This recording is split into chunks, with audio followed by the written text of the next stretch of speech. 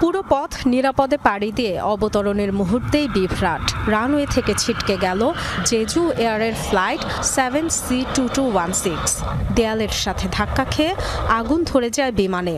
পরপর কয়েকটি বিস্ফোরণের তথ্য জানিয়েছে প্রত্যক্ষদর্শীরা।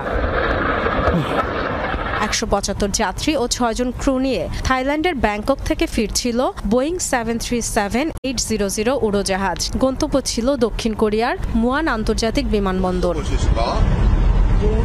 তবে হলো না শেষ রক্ষা। আগুন নেভাতে দ্রুত কাজ শুরু করে ফায়ার সার্ভিস। বিমানের পেছন দিক থেকে দুজনকে জীবিত উদ্ধারও করা হয়। স্থানীয় বিভিন্ন গণমাধ্যম বলছে বিমান অবতরণের সময় ঠিকঠাক চালু হয়নি ল্যান্ডিং গিয়ার, আর সে কারণেই এত বড় দুর্ঘটনা। পাখির সাথে সংঘর্ষের জেরে ল্যান্ডিং গিয়ারে গোলযোগ তৈরি হতে পারে বলে ধারণা করা হচ্ছে। তবে এখনই কিছু বলতে নারাজ দক্ষিণ